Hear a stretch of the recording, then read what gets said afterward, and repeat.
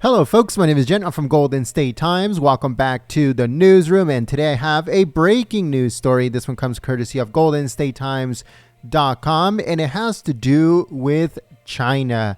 So it says, China stages military exercise as U.S. lawmakers visit Taiwan.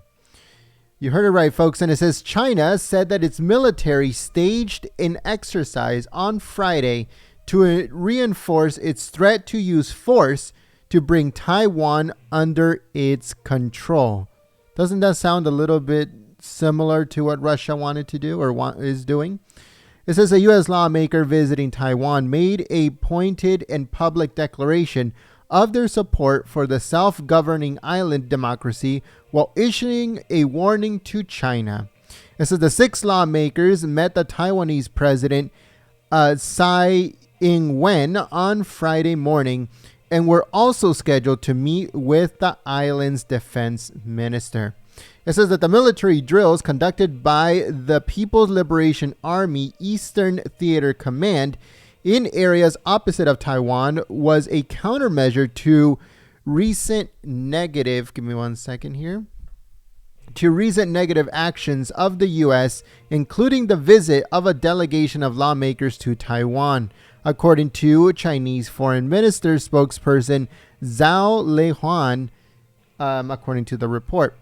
It goes on to say that China would continue to take strong measures to resolute safeguards in sovereignty and territorial integrity, according to China.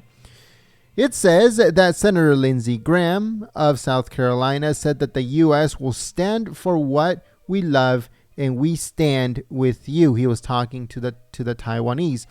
And it says to abandon Taiwan will be to abandon democracy and freedom. It would reward the worst in humanity. He went on to say, quote, "We are going to start making China pay a greater price for what they are doing all over the world.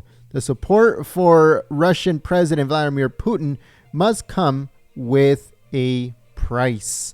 And he's talking about how China doesn't want to get involved.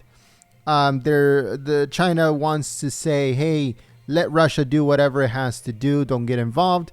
And obviously the U.S. is not doing that, and China is not happy.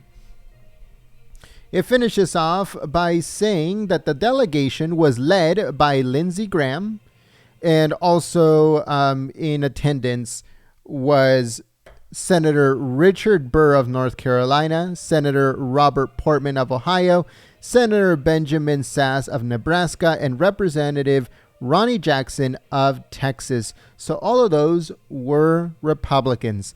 The only sole Democrat that made it to that meeting was Senator Menendez. He was the only one of the Democrat side that actually made it to that trip. As you guys probably remember, Nancy Pelosi was going to be on that trip, and China warned her before that trip and told her, if you go to that trip, if someone like you actually shows up, we're going to have problems. And what happened? A few days later, she got sick. She said she had to postpone her trip to Asia because she was sick. And according to her spokesperson, it says Nancy Pelosi had to cancel her trip to Asia because she was sick. Now we're planning to postpone it until a later date. Now, that later date will never come. Why? Because the Democrats bow down to China. They are inside China's pockets. And whenever China says jump, they say how high? Yes, masters. You know, that's how the Democrats treat the Chinese. So you will never see Nancy Pelosi going to Taiwan anytime soon. But that is what's happening, folks. As those brave Republicans, as you guys see on your screen, they are there, including that one Democrat, Menendez. As they are there, China is trying to, quote unquote, show its might by conducting these irresponsible war games right near Taiwan. So let's see what happens. Let's see what the Republicans have in store in case they do come into power next year for 2023. As you guys know, we're pretty much in the middle, or beginning to be in the middle of the midterm elections. July is when it gets heated. So stay tuned for that live here at Golden State Times for full coverage of the midterm elections and everything that is happening in politics, breaking news, scoops, and everything else in between.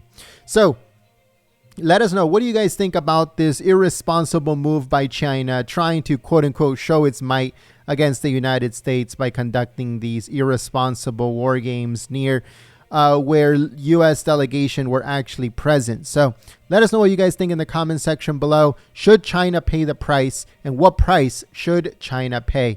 Let us know in the comment section below.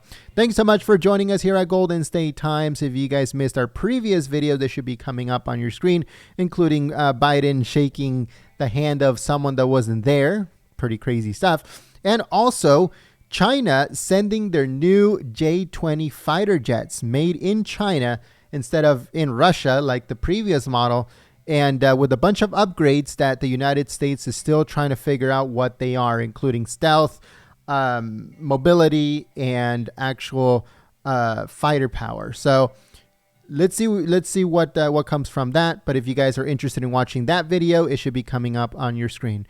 Thank you so much, folks, and I hope to see you on the next one. But until then, God bless every single one of you guys. Have a blessed rest of your day.